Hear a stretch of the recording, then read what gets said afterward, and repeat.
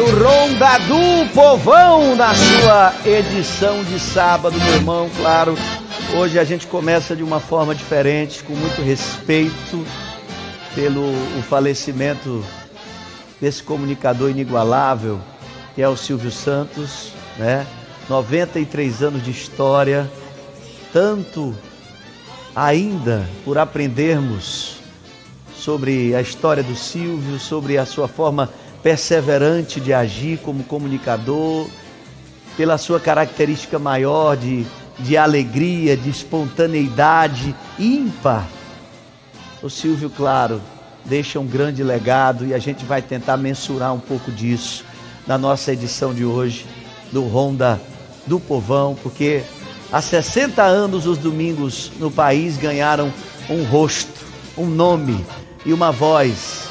Desde 1963, quando foi ao ar pela primeira vez o programa Silvio Santos, que o apresentador e empresário tornou-se uma das figuras televisivas mais representantes na vida do público brasileiro. O criador de um dos maiores grupos de comunicação nacional, Silvio Santos, marcou como poucos a história da TV e da cultura brasileira. E neste sábado, dia 17, o comunicador, um dos maiores do país, saiu de cena aos seus 93 anos, deixando um legado e uma história imensurável. Nós temos aí uma pequena matéria que a nossa produção vai contar um pouco mais da história do Silvio. Coloca aí pra gente, vai. Silvio Santos é um comunicador e empresário que fez história e marcou gerações, e deixa para todos nós um grande legado. O comunicador foi um dos maiores nomes da televisão brasileira, em especial à frente do programa Silvio Santos, que comandava desde a década de 60, e do Sistema Brasileiro de Televisão, o SBT, que entrou no ar em 1981. Em julho de 2024, foi internado em um hospital para se recuperar de H1N1. Teve alta 2 dias depois. No começo de agosto, voltou a ser hospitalizado, segundo a assessoria de imprensa da emissora, para passar por exames de imagem. Silvio nasceu com o nome de batismo Senoa Bravanel, em 12 de dezembro de 1930, no bairro da Lapa, no Rio de Janeiro. Seus pais, Alberto e Rebeca, eram imigrantes de origem judia e ele foi o mais velho de 5 irmãos. Estudou contabilidade e, no tempo livre, trabalhava como camelô nas ruas do Rio de Janeiro, vendendo canetas e capas de plástico para títulos de eleitor nas eleições de 1946. Na mesma época, começou a fazer pequenos trabalhos de locução em rádio. Aos 18 anos, serviu o Exército na Escola de Paraquedistas. Aos domingos, trabalhava para uma rádio no Rio. Após sair do Exército, continuou como locutor, entre outros trabalhos.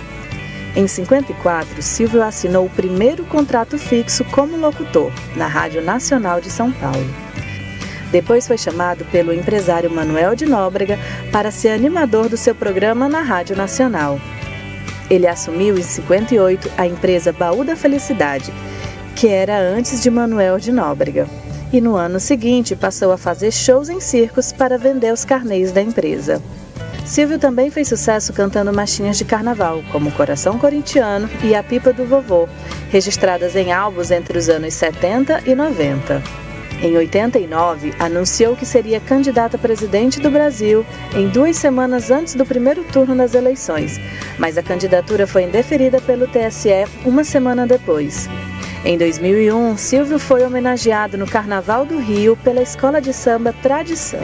Em 2020, Silvio Santos comemorou 90 anos sem celebrações públicas, isolados por conta da pandemia, somente ao lado das filhas. Silvio deixa a viúva Iris Abravanel, com quem era casado desde 78, e teve as filhas Daniela, Patrícia, Rebeca e Renata. Também deixa as filhas Cíntia e Silva do primeiro casamento. Silvio Santos deixa um legado para a televisão brasileira.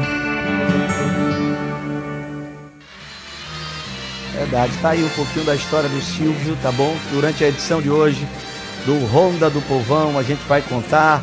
Programa um pouco mais curto, você que acompanhou aí a transmissão do Enem, nós vamos até as 2 da tarde.